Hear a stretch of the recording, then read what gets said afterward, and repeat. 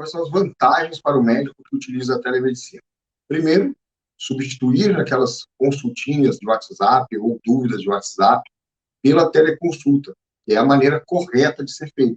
A telemedicina hoje tem uma resolução do Conselho Federal de Medicina, que foi publicada no Diário Oficial da União, no dia 5 de maio de 2022, e aí nós temos aí a possibilidade do uso da telemedicina, mas temos as regras para isso ser feito.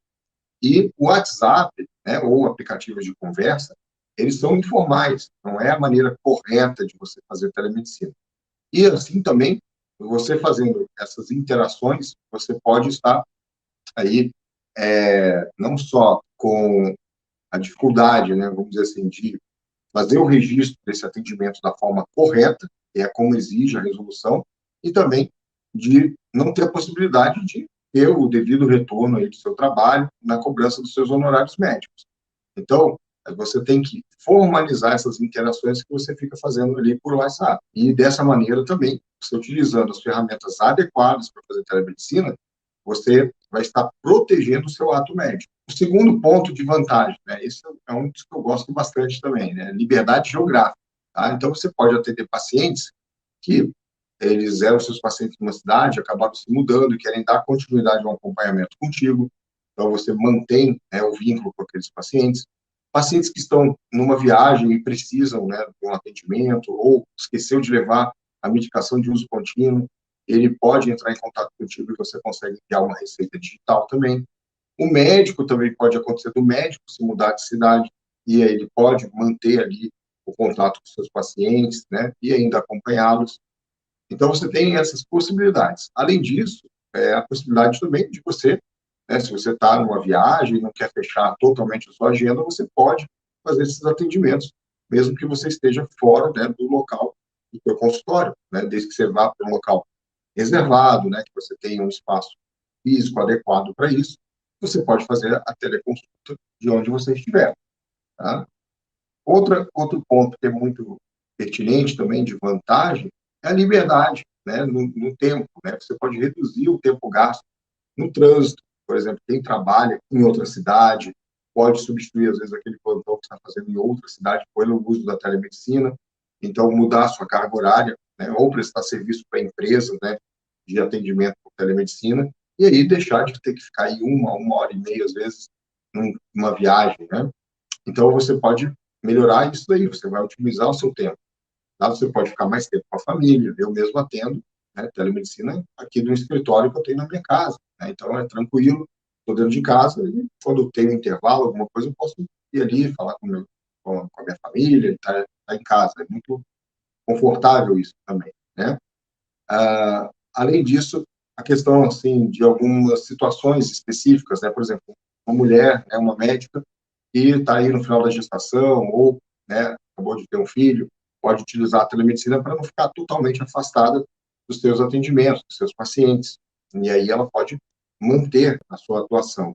Principalmente mulheres que não têm um vínculo empregatício, né, são prestadoras de serviço apenas por CNPJ, e acaba que nesses momentos faz muita diferença também. Outro ponto super vantajoso, que eu falei um pouquinho, né, sobre os medicamentos de uso contínuo, que você pode encaminhar uma receita online, então você pode enviar documentos de forma digital, isso também facilita bastante. O paciente não precisa se deslocar, por exemplo, se ele precisa buscar um documento, e esse documento pode ser emitido de forma digital, ele não precisa se deslocar até o consultório para ir buscar o documento, você pode enviar diretamente para ele.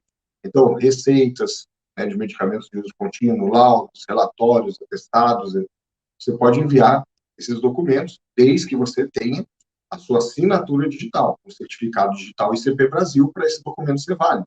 Se você não tiver certificado digital, esses documentos não têm validade, né? Então, você tem que assinar eles digitalmente para eles terem validade. Outra super vantagem é quem, né, utiliza aí o prontuário eletrônico, né, pode ativar também a ferramenta de videochamada e utilizar para fazer as suas interações via telemedicina. E vantagem, você não precisa ficar guardando papel. Quem adota o prontuário eletrônico elimina aquela papelada, aqueles armários, aquelas gavetas para ficar guardando prontuário. Né? E tem que guardar por 20 anos, né, essa papelada toda. O prontuário eletrônico armazenado em nuvem traz mais segurança e também você tem a vantagem de poder acessar em qualquer lugar, né? Já aconteceu, né? Eu estar viajando e entrar em contato com um paciente que estava precisando de uma situação, eu vou lá, acesso o prontuário eletrônico dele e consigo fazer aquele acompanhamento dele. Né? Se eu não tivesse um prontuário eletrônico, como é que ia fazer? Né? Não tenho acesso ao prontuário de papel em qualquer lugar. Né? Então, é uma vantagem muito grande utilizar um prontuário eletrônico, porque você vai otimizar também questões relacionadas a custos, gastos com papelaria. O eletrônico tem essa vantagem. Outro ponto que eu acho importante aí, claro, né, questão de valor sempre, cada um vê a questão do valor, né, do seu trabalho, dos seus honorários, tá? Mas você pode, sim, receber o mesmo valor da sua consulta presencial pelo atendimento online. Afinal de contas, a telemedicina é uma modalidade da medicina, uma ferramenta da medicina, não é coisa diferente que a medicina. Então, o seu conhecimento, o seu tempo, a sua responsabilidade é a mesma.